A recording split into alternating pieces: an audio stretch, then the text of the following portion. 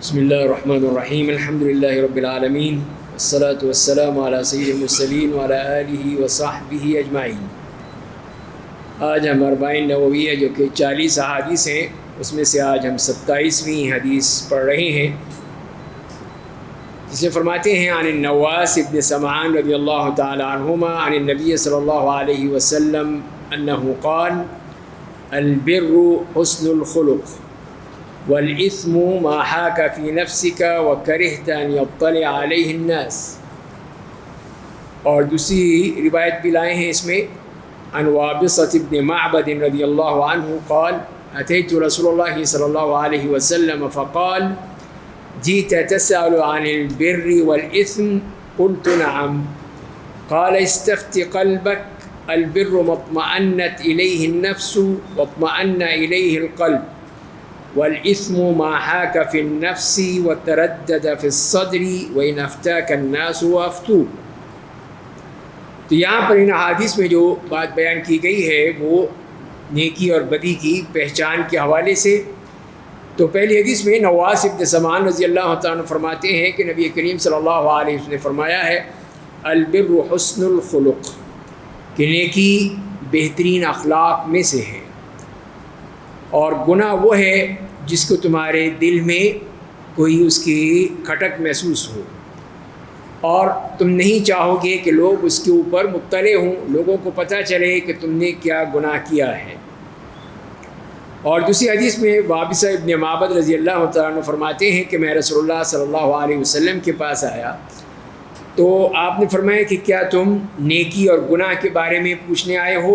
تو میں نے کہا جی ہاں۔ تو آپ نے فرمایا کہ استفت قلبک، اپنے دل سے مشورہ کرو، دل کو دیکھو دل کیا کہتا ہے۔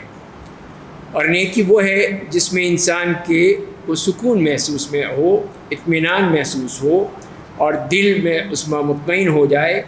اور گناہ وہ ہے جو کہ دل میں اس کی کھٹک ہوتی ہے، سینے میں اس کا اضطراب ہوتا ہے، چاہے لوگ تمہیں فتویٰ دیں اور چاہے تم ان کو فتویٰ دو، لیکن اصل وہی چیز ہے جو کہ دل کا اطمینان ہے۔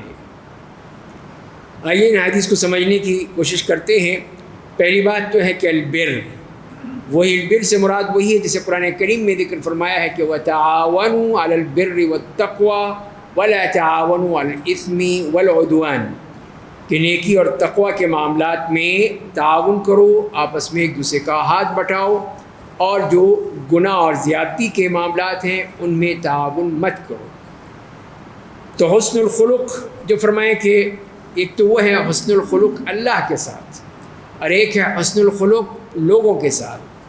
تو اللہ کے ساتھ تو یہی ہے کہ جو بھی ہم اللہ تعالیٰ کے دیے ہوئے احکام ہیں اس کو پوری طرح قبول کر لیں، پوری رضامندی کے ساتھ، تسلیم کے ساتھ ان کو قبول کر لیں جو بھی ہے، اور اس میں کسی قسم کا کوئی دل میں حرج محسوس نہ ہو کہ یہ اتنا مشکل کام اللہ نے دے دیا ہمیں، اتنی ہمارے لیے مشکل پیدا کر دی ہے، یہ کس طرح کو ہوگا، یہ ہو نہیں سکتا ہے، اس قسم کی بات نہیں ہے، بلکہ پوری رضامندی کے ساتھ اللہ تعالیٰ کے احکام کو قبول کرنا ہے۔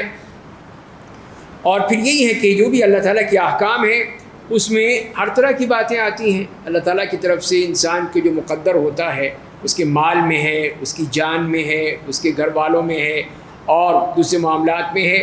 تو جو بھی اللہ کی طرف سے جو بھی حکم ہوگا اس کو قبول کرنا ہے ہم نے۔ تو یہی ہے اللہ تعالیٰ کی طرف کے لیے حسن خلق ہمارا، کہ ہم جو اللہ کا حکم ہے اس کو پوری طرح قبول فرمائیں اور راضی ہو جائیں کہ یہ اللہ کا فیصلہ ہے، میں اس پہ راضی ہوں۔ تو یہی ایک مسلمان کی بہترین اخلاق ہے، بہترین طریقہ ہے۔ اور جو لوگوں کے ساتھ ہے حسن اخلاق، تو آپ جانتے ہی ہیں کہ جس کے ساتھ بھی انسان بات کرے اچھے طریقے سے بات کرے اور کسی کو تکلیف نہ دے، اس کے ہاتھ سے کوئی تکلیف نہ پہنچے کسی کو، اور اگر کہیں سے کوئی اور تکلیف دے تو صبر کر لے، صبر کر کے اور اچھے طریقے سے لوگوں کے ساتھ پیش آئے، تو یہی وہ بر ہے۔ اور اسی میں پھر اسی حسن خلق میں والدین کے ساتھ اچھا سلوک ہے، وہ بھی اسی میں شامل ہو جاتا ہے۔ تو لہذا پھر یہ چیزیں بتائی گئی ہیں پہلے کہ یہ ہے وہ نیکی، یہ ہے وہ نیکی، وہ حسن اخلاق جو ہم اللہ تعالیٰ کے ساتھ بھی کرنا ہے اس کے احکام کو مانتے ہوئے، اور لوگوں کے ساتھ بھی کرنا ہے اچھے طریقے سے، کسی کو تکلیف نہیں دینی، کسی کو ضرر نہیں پہنچانا۔ دوسری چیز جو ہے وہ گناہ کے بارے میں، والاثم، کہ گناہ کیا ہے. تو ظاہر ہے کہ جیسے میں نے عرض کیا اسی قرآن کریم کی آیت کی روشنی میں والاثم ولا تعاونوا علی الاثم والعدوان، کہ گناہ اور زیادتی کے معاملوں میں تعاون مت کرو. کوئی آپ کا ایسے کہے کہ آؤ یہ چیز مل کے چوری کر لیں، یہ فراڈ کر لیں، یہ کرپشن کر لیں، یہ لوٹ لیں، تو آپ اس میں تعاون نہیں کر سکتے. ایک مسلمان کا یہی طریقہ ہے. تو وہی گناہ ہے، اس کا مطلب ہے نیکی کے جو بالکل برعکس چیز ہے جس سے انسان کے دل میں کھٹک پیدا ہوتی ہے، وہ ہے گناہ کی بات. تو اسی لیے یہاں پہ فرمائیں کہ والاثم ما حاک فی نفسک، تو گناہ کی پہچان کیا ہے؟ وہ یہ ہے کہ دل میں اس کے بارے میں انسان کو ایک کھٹک محسوس ہو، اضطراب محسوس ہو، پریشانی ہو کہ یہ میں نے کیا کر دیا، یہ میں نے غلط کام کیا، مجھے نہیں کرنا چاہیے تھا. تو وہ اس کے دل میں ایک طرح سے ایک پریشانی پیدا ہو جاتی ہے. اور دوسری نشانی یہ بتائی کہ وَكَرِهْتَ أَنْ يَطَّلِعَ عَلَيْهِ النَّاسِ، اور تم پسند نہیں کرو گے کہ لوگوں کو اس کے بارے میں پتہ چلے کہ اس شخص نے یہ کام کیا تھا، اس نے یہ کام کرتا، اچھا یہ ہے وہ چور، یہ ہے وہ ڈاکو، یہ ہے وہ جو کرپشن کرتا ہے، فراڈ کرتا ہے، دھوکہ دیتا ہے. تو جو جس کے دل میں ذرا سی بھی خیال ہوگا اس کی گناہ کا، تو وہ تو ہی پسند کرے گا کہ کسی کو نہ پتہ چلے میرا جو کام ایسا ہو چکا ہے. لیکن یہ کس کے لیے ہے؟ یہ اسی کے لیے ہے کہ جس کے دل میں کچھ نہ کچھ اللہ کا خوف موجود ہے، جس کا دل صاف ہے، دل میں سلامتی ہے، وہ محسوس کرے گا. لیکن جہاں پہ دل پہ پردے پڑ چکے ہوں، دل سیاہ ہو چکا ہو، دل بالکل ہی ناقابل برداشت ہو چکا ہو، تو وہ تو نہیں کرے گا. وہ تو الٹا خوش ہوگا کہ دیکھو میں نے کتنا کما لیا، کتنے میں نے لوٹ لیا لوگوں کو، کتنے میں نے فراڈ کر لیے، کتنے میں نے کرپشن کر لیے، میں نے یہ کر لیا، میں نے وہ کر لیا. تو وہ تو اس معاملے میں بہت ہی اپنے آپ کو بڑا سمجھے گا کہ میں نے یہ اتنے بڑے بڑے کام کیے ہیں اس دنیا میں، گناہ کے کام ہیں سب.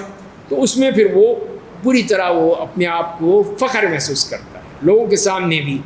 تو ظاہر ہے کہ ان کے لیے نہیں ہے پھر یہ بات ان کے لیے ہے جو دل میں کچھ محسوس کرتے ہیں کہ ان کو تکلیف ہوتی ہے کہ ہم نے یہ غلط کام کیا ہے.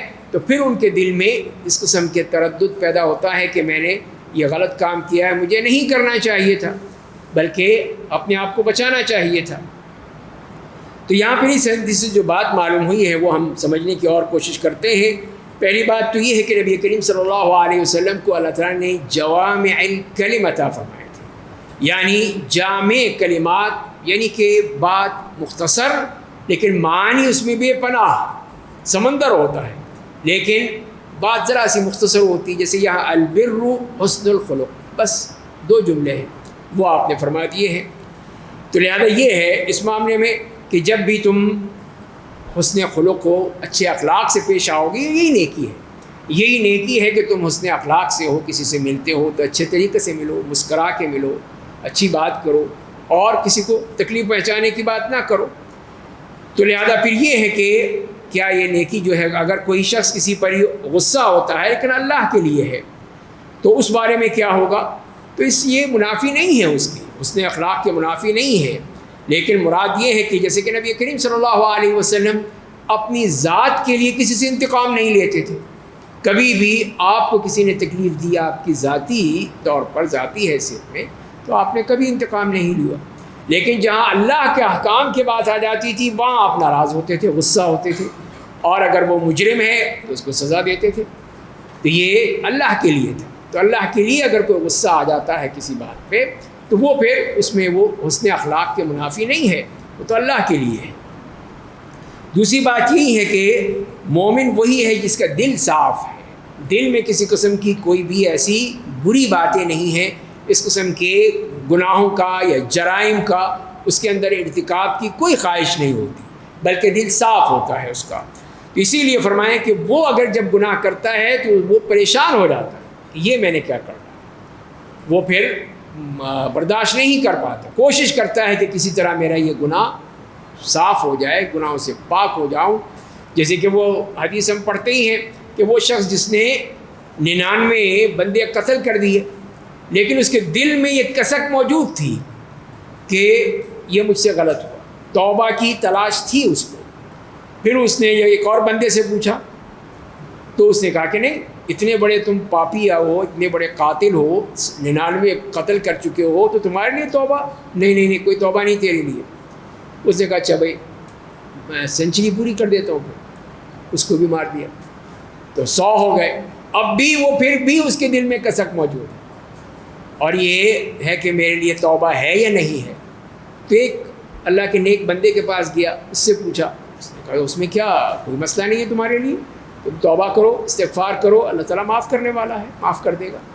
لیکن ایک بات ہے، اپنا ماحول بدلو، کہ تم جہاں پر ہو وہ غلط جگہ ہے، وہاں پہ گناہ گار لوگ ہیں، اس قسم کے مجرم وہاں پائے جاتے ہیں جو کہ جرم کرتے ہیں، تو تم بھی انہی میں ہی شامل ہو گئے، تو لہذا اس کو چھوڑ کر تم اس جگہ جاؤ جہاں پہ اچھے لوگ رہتے ہیں، نیک لوگ رہتے ہیں، اچھی صحبت ہو، اچھا ماحول ہو، وہاں جاؤ تاکہ پھر تمہیں یہ اچھے لوگ ملیں گے۔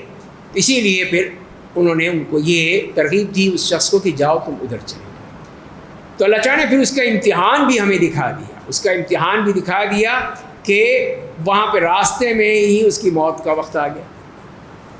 اب وہاں پہ فرشتے آ گئے، رحمت کے فرشتے بھی، عذاب کے فرشتے بھی۔ اب رحمت کے فرشتے کہہ رہے ہیں کہ ہم اس کی روح قبض کریں گے، اس لیے کہ یہ تو توبہ کر کے آ رہا ہے۔ جو عذاب کے فرشتے ہیں وہ کہہ رہے نہیں، یہ تو بہت بڑا گناہ گار ہے، پاپی ہے، 100 بندوں کا قاتل ہے، ہم اس کی قبض کریں گے۔ اب ان میں اختلاف پیدا ہو گیا، پر اللہ تعالیٰ دکھا رہے ہیں ہمیں کہ دیکھو کہ میری رحمت کیسی ہوتی ہے۔ تو اللہ تعالیٰ نے ایک اور فرشتے کو بھیجا، جاؤ جا کے مسئلہ حل کرو ان کا۔ تو اس فرشتے نے کہا کہ ہم یہ دیکھتے ہیں کہ وہ جس جگہ سے آیا ہے اور جس جگہ جا رہا ہے ان کا مسافت کتنی ہے، وہ مسافت ناپ لیتے ہیں، جہاں سے آ رہا ہے وہاں سے لے کر یہاں تک، اور جہاں جا رہا تھا یہاں سے لے کر وہاں تک، جو بھی زیادہ قریب ہوگا، اگر ادھر سے قریب ہے تو پھر تو یہ عذاب کا فرشتوں کا معاملہ ہو گیا، وہ لے لے اس کو۔ لیکن اگر یہ اس دوسری طرف جا رہا تھا جہاں اچھے لوگ ہیں، اس کا مطلب یہ کہ اس کی توبہ قبول ہو گئی، تو لہٰذا یہ رحمت والے فرشتے اس کی روح قبض کر لیں گے۔ تو کہا چلو پھر ناپو اس کو۔ اب ناپ لیا، تھوڑا سا فرق تھا، اللہ نے زمین سے کہا تو کھسک جا۔ ظاہر اللہ کے حکم کے تو سب پابند ہے زمین و آسمان، تو زمین سے کہہ دیا تو کھسک جا اس طرف ذرا سے، تاکہ یہ معاملہ گڑبڑ نہ ہو۔ تو زمین کو کیا، زمین ادھر کھسک گئی۔ تو لہذا پھر جب ناپا تو معلوم ہوا کہ وہ ادھر قریب ہے زیادہ، تو رحمت والے فرشتوں نے کہا ہم اس کی روح قبض کر لیتے ہیں۔ تو دیکھ لیجئے، یہ ہے کہ اس کے دل میں یہ خیال موجود تھا کہ میں نے گناہ کیے ہیں، اب میرے لیے توبہ ہے یا نہیں ہے، اللہ تعالیٰ مجھے معاف کریں گے یا نہیں کریں گے۔ تو اسی لیے پھر اس نے اس کے لیے کوشش کی، گیا لوگوں کے پاس پوچھنے کے لیے گیا، معلومات کرنے کے لیے گیا۔ اللہ نے اس کی توبہ قبول کر لی، جب اسے کہا کہ توبہ کر لو، اس نے توبہ قبول کر لی، اور اس طرح وہ اللہ کی رحمت میں آ گیا۔ تو لہذا پھر ان لوگوں کے لیے ہے، لیکن جو اس پہ فخر کرتے ہیں کہ نہیں ہم تو سیریل کلر ہیں، ہم نے تو یہ کیا ہے، ہم وہ ہیں، تو پھر ایسے لوگوں کے لیے تو نہیں ہو سکتا، پھر وہاں رحمت کہاں آئے گی، وہاں تو رحمت نہیں آئے گی اللہ کی۔ تو لہذا پھر یہی ہے کہ یہی بتا دیا ہے کہ وہ چیز جو تمہارے دل میں تردد پیدا کرتی ہے، کھٹک پیدا کرتی ہے، وہ گناہ ہے، اس سے بچ کے رہو۔ اور جہاں پہ شک پیدا ہو جائے وہاں کے لیے بھی ہمیں کہہ دیا گیا ہے دع ما یریبک الی ما لا یریبک، جو چیز جس میں شک پیدا ہوتا ہے تو شک والی چیز کو چھوڑ دو اور وہ اختیار کر لو جس میں شک نہیں ہے، جہاں کوئی شک کی بات نہیں اس کو اختیار کر لو تم۔ تو لہذا پھر یہی ہمیں بتا دیا گیا کہ ہمیں اس کا خیال رکھنا چاہیے۔ اگلی بات یہ ہے اس میں کہ اگر ایک مومن ہے تو وہ ظاہر ہے کہ اس کو تو بہت ہی خوف رہتا ہے کہ میرا کوئی گناہ ہو جائے تو لوگوں کو پتہ چل جائے گا کہ یہ تو بڑا ایسا آدمی ہے، یہ ایسی حرکتیں کرتا ہے، اور یہ تو کوئی اچھا آدمی نہیں ہے، یہ ہمیں دکھاوے کے لیے تو سب کچھ کرتا ہے، اندر سے یہ بہت ہی برا آدمی ہے، بہت ہی غلط کام کرتا ہے، غلط قسم کی حرکتیں کرتا ہے۔ تو ایک مومن کے دل میں تو خوف ہوتا ہے، وہ ڈرتا ہے اس بات سے کہ کرہتا ان یطلع علیہ الناس، کہ لوگ اس کے بارے میں لوگوں کو پتہ چلے، تو اسی لیے اس کو پھر اس بات کا خیال رہتا ہے کہ وہ فوراً توبہ کر لے۔ یعنی اللہ کو بھی کے یہاں بھی اس کے یہاں ہوتا ہے کہ اللہ تعالیٰ معاف کر دے گا مجھے، اور لوگوں کے یہاں بھی اس کو خیال ہوتا ہے کہ لوگ کیا کہیں گے میرے بارے میں، دونوں ہی چیزیں اس کے دل میں ہوتی ہیں۔ تو اللہ کے بارے میں تو وہ پھر توبہ کر سکتا ہے کہ اللہ مجھے معاف کر دے، مجھ سے غلطی ہو گئی، انسان ہوں، غلطی کر دیتا ہوں، تو پھر انسان فوراً ہی غلطی کر کے اپنے گناہ کو معاف کروا لے، تو پھر اللہ تعالیٰ لوگوں کے دلوں میں ڈال دیں گے خود ہی کہ نہیں یہ ایسا بندہ نہیں ہے، لوگوں کے سامنے خود ظاہر ہو جائے گا کہ ایسا نہیں ہے، کہ اگر لوگوں کو پتہ چل بھی گیا ہے تو ایسا نہیں ہوتا ہے۔ لیکن وہی بات جو کہ اس صورت میں ہے کہ جہاں پہ جیسے میں نے عرض کیا کہ جو بڑے فخر سے بیان کرتے ہیں کہ ہم نے یہ کیا، ہم نے وہ کیا، ہم فلاں جگہ گئے تھے، فلاں جگہ گئے تھے، فلاں یورپ میں، امریکہ میں، یہاں حرکتیں کی ہم نے، تو یہ نہیں، ان کو ایسی رعایت نہیں ملے گی، اس لیے کہ وہ تو پکے اس معاملے میں گناہ گار ہو گئے۔ اس کے بعد جو دوسری حدیث ہے وہ مختصر بیان کی ہے، اور اصل یہ ہے کہ وابصہ ابن معبد الاسدی رضی اللہ عنہ فرماتے ہیں کہ میں رسول اللہ صلی اللہ علیہ وسلم کے پاس آیا اور میں چاہتا تھا کہ میں کوئی بھی نیکی اور گناہ کی بات کوئی بھی نہ چھوڑوں جس کے بارے میں پوچھ نہ لوں، یعنی رسول اللہ صلی اللہ علیہ وسلم سے ان کے اندر اتنی تڑپ ہوتی تھی، اتنی خواہش ہوتی تھی، اتنے وہ اس بارے میں بے چین رہتے تھے کہ ہمیں معلوم ہو جائے کہ کون سی چیزیں ہیں جو ہمیں آخرت میں جنت کی طرف لے جائیں گی اور کون سی وہ چیزیں ہیں جو ہمیں جہنم کی طرف لے جائیں گی، تو ہر چیز کو وہ جاننا چاہتے تھے۔ تو فرماتے ہیں اسی لیے میں پوچھنا چاہتا تھا، اور میں آیا تو نبی کریم صلی اللہ علیہ وسلم مسجد میں تشریف فرما تھے، اور آپ کے ارد گرد جو ہیں وہ صحابہ کرام تشریف فرما تھے، وہ بیٹھے ہوئے تھے، آپ سے سوالات کر رہے تھے، پوچھ رہے تھے مسائل اپنے۔ تو میں وہاں پہ لوگوں کو پھلانگتا ہوا تھا کہ میں آگے جاؤں، نبی کریم صلی اللہ علیہ وسلم کے بالکل قریب پہنچ جاؤں، تو لوگوں نے منع کیا، ابھی یہ کیا کر رہے ہو تم، کیوں اس طرح سے چلے آ رہے ہو، بیٹھو ایک جگہ بیٹھ جاؤ تم۔ تو وہ بڑھتے چلے جا رہے تھے اسی معاملے میں، تو میں نے یہ کہا کہ مجھے جانے دو، مجھے مت روکو، میں رسول اللہ کے پاس جانا چاہتا، ایک محبت بھی تھی، قریب جا کے آپ کے سامنے بیٹھ کے آپ کے چہرے مبارک کو دیکھنا کتنی محبت کی بات تھی۔ تو نبی کریم صلی اللہ علیہ وسلم نے بھی دیکھ لیا کہ یہ بندہ آ رہا ہے اور میرے پاس آنا چاہتا ہے، میرے پاس بیٹھنا چاہتا ہے، تو آپ نے کہا کہ ٹھیک ہے آنے دو اس کو، مت روکو اس کو۔ تو پھر وہ آ گئے، اس طرح دعوا وابصہ ادنو یا وابصہ، مت کہو اسے، مت روکو، اے وابصہ آ جاؤ، قریب آ جاؤ، اور قریب آ جاؤ، اور قریب کیا آپ نے ان کو، اور پھر 2 دفعہ 3 مرتبہ کہا، یہاں تک کہ بالکل آپ کے سامنے آ کر بیٹھ گئے۔ تو پھر آپ نے کہا یا وابصہ اخبرک او تسألنی، کہ میں تمہیں بتاؤں یا تم پوچھو گے، تم سوال کرو گے۔ کتنی محبت کا انداز ہے، کتنی محبت تھی صحابہ کرام سے کہ کیا پوچھنا چاہتے ہو یا میں بتاؤں؟ تو میں نے کہا کہ نہیں، کہ آپ بتائیے، آپ بتا دیجئے، پھر جو آپ فرمائیں گے، میرے سوال تو پتہ نہیں کیسا ہوگا، آپ بتائیے مجھے کہ آپ کیا کہنا چاہتے ہیں۔ تو آپ نے کہا کہ جئت تسألنی عن البر والاسم، کہ تم مجھ سے نیکی اور بدی کے بارے میں پوچھنے آئے ہو، یہ پوچھنا چاہتے ہو؟ تو میں کہا جی ہاں بالکل یہی تو پوچھنے آیا ہوں میں، یہی تو میرا مسئلہ ہے، میں اسی میں تو پریشان ہوں، تو یہ پوچھنے آیا ہوں کہ نیکی کیا ہے اور بدی کیا ہے۔ تو آپ نے فرمایا کہ یا وابصہ، تو پھر آپ نے اپنی انگلیاں کی اور میرے سینے پہ مار رہے تھے انگلیوں سے، یہ آپ کی محبت کے مختلف انداز تھے۔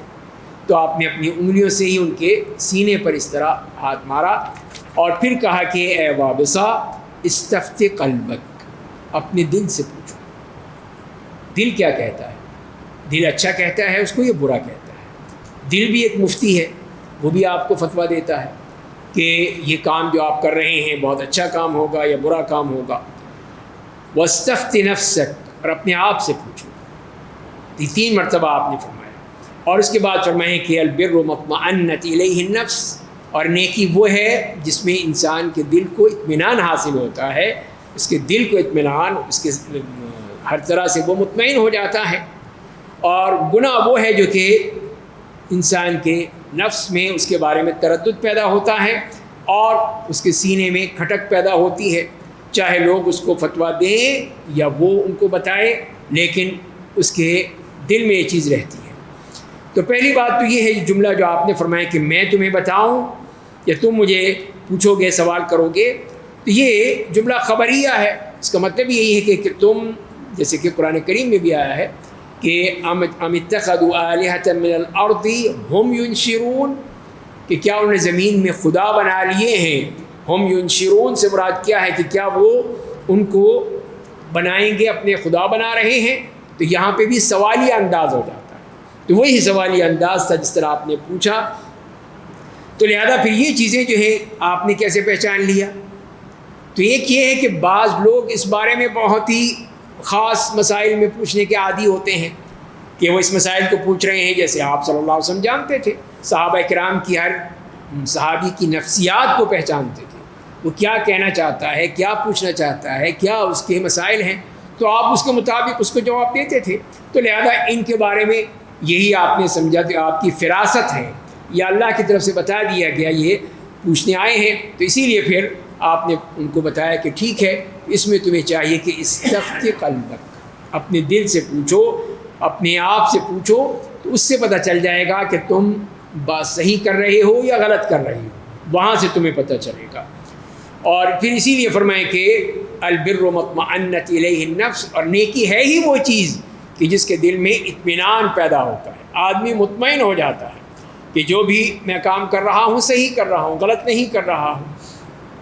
تو لہذا یہ اطمینان جو ہے یہ پیدا ہو جائے تو یہی بہت بڑی دولت ہے انسان کے لیے. بہت بڑی دولت ہے کہ انسان مطمئن ہو کر اپنے اسی کام کے بارے میں فیصلہ کر لے کہ میرا دل مطمئن ہے کہ میں یہ کام غلط نہیں کر رہا، میں کسی پہ ظلم نہیں کر رہا، کسی پہ زیادتی نہیں کر رہا، کوئی اللہ کے احکام کی خلاف ورزی نہیں کر رہا، میں مطمئن ہوں، بس کافی ہے. تو یہ اللہ کی طرف سے اس کے دل میں اطمینان ڈال دیا جاتا ہے. اور گناہ کی صورت میں ہے کہ وہی پھر دل میں اس کے تردد پیدا ہوتا ہے، پتہ نہیں یہ صحیح ہے، غلط ہے، ہونا چاہیے، نہیں ہونا چاہیے. تو اس کا مقصد ہے کہ پھر اسے چاہیے کہ پوچھے لوگوں سے.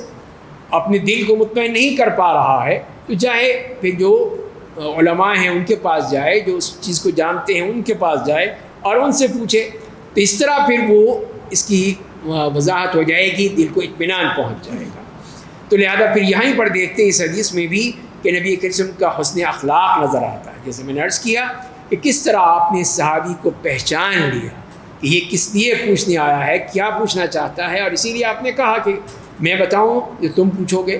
تو یہی آپ کی محبت کا انداز تھا کہ آپ ان سے یہ بات جاننا چاہ رہے تھے، اور اسی لیے پھر ان سے یہ بات کی تو وہ انہوں نے اس کو کر دیا. اور دوسری بات یہ ہے کہ انسان کو پھر اپنے دل اور اپنے آپ کو مفتی بنانا ہے. اس کو اس کے بارے میں ہے کہ وہ کس طرح یہ اس بات کو سمجھ جائے، اس کے بارے میں فیصلہ کر دے، اور وہ چیز اس کو معلوم ہو جائے گی. اور وہ اسی صورت میں جیسے ہم نے بات کی کہ وہ اسی اطمینان کی صورت، اطمینان ہے تو یہی اس بات کی نشانی ہے. اب اس سے بعد لوگوں نے یہ کہا، یہ اخذ کر لیا کہ جب رسول اللہ کہہ رہے ہیں کہ استفتی قلبک، اپنے دل سے پوچھو، دل سے فتویٰ لو، اس کا مطلب یہ ہے کہ اگر ہم جو بھی دل میں بات آئے اگر وہ کہیں کہ یہ اچھی ہے تو ہم اس کو قبول کر لیں. ایسا نہیں ہے کہ ہر چیز کے بارے میں دل جو آپ کا کہہ دے، کوئی چیز آپ کو ہی اچھا لگتی ہے، یہ کام کرنا ٹھیک ہے میں کر لوں، تو یہ دل کہے ہاں ٹھیک ہے کر لو، تو یہ ضروری نہیں ہے. اصل بات وہی ہے جو کہ وہ قرآن اور حدیث کے مطابق ہے، وہ چیز دیکھنی ہے اصل ہماری. اس لیے کہ ہماری خواہشات بھی تو آ جاتی ہیں، ہماری خواہشات آ جاتی ہیں کہ ہم چلے جائیں کہ گاڑی لینی ہے تو کسی بینک سے قرضہ لے کے لے لیتے ہیں، چاہے وہ سود پر دے چاہے کیسے بھی دے، ہم اس کو لے لیں گے، دل کہہ رہا ٹھیک ہے لے لو. یہ نہیں ہے، اس کو بھی ہم نے پھر تولنا ہوگا قرآن و حدیث کی ترازو میں، اس میں تول کر دیکھنا ہوگا کہ ہاں واقعی جو میرا دل چاہ رہا ہے وہ صحیح ہے یا نہیں ہے. وہ اگر صحیح وہاں پر بھی صحیح ہے پھر ٹھیک ہے، پھر آپ صحیح فیصلے پر پہنچ جائیں گے. تو لہذا یہ وہ چیز ہے جو ہمیں بتا دی ہے نبی کریم صلی اللہ علیہ وسلم نے کہ ہم کوئی ایسی چیز نہ کر بیٹھیں جو کہ شریعت میں غلط ہے، ناجائز ہے. وہ ہم کر بیٹھے ہیں، کہا کہ ہمارا دل مطمئن ہے، تو یہ ذرا اس کو بھی ہم نے پرکھنا ہوگا، جانچنا ہوگا، دیکھنا ہوگا کیا واقعی یہ چیز جو ہے وہ اللہ تعالیٰ کی طرف سے بھی اسی طرح ہے، تو پھر ٹھیک ہے، پھر آپ کر سکتے ہیں. اور پھر جہاں پہ یہ فتوے کی بات بھی کی ہے تو اس میں بھی یہی بات بتا دی گئی ہے. اگر کوئی فتویٰ دیتا بھی ہے، کوئی بات بتاتا بھی ہے جیسے کہ یہاں کہا گیا، تو اس میں اگر انسان کے دل میں تردد ہے تو کسی اور سے پوچھ لے، پھر کسی اور عالم دین سے، کسی اور مفتی صاحب سے پوچھ لے، ان سے مشورہ کر لے اس بارے میں کیا کروں، کہ مجھے سمجھا دیجئے، بتا دیجئے. اس طرح پھر آدمی جب کرے گا تو وہ چیز جو ہے وہ خود بخود اس کے لیے واضح ہو جائے گی. لیکن جہاں پہ ایسی چیز نہیں ہے بلکہ وہاں پہ کچھ نہ کچھ شک ہے تو وہ بہتر ہے کہ اس کو آدمی چھوڑ دے، ترک کر دے اور اس کی طرف نہ جائے. اور یہ بات بھی سمجھنی چاہیے کہ ہماری جو شریعت ہے، اللہ کا دین ہے، یہ سب قرآن اور حدیث پر مبنی ہے. ہر بات کی دلیل ہمیں موجود ہے. جو ہمیں حکم دیا ہے یا تو قرآن کریم میں ہے یا رسول اللہ صلی اللہ علیہ وسلم نے دیا ہے. یہ کوئی سنی سنائی باتوں پر نہیں ہے کہ یہ فلاں صاحب نے کہا ہے، فلاں بزرگ نے کہا ہے، فلاں کتاب میں پڑھا ہے. نہیں، وہ دلائل نہیں ہیں. دلائل ہمارے پاس یہی ہے، قرآن اور حدیث.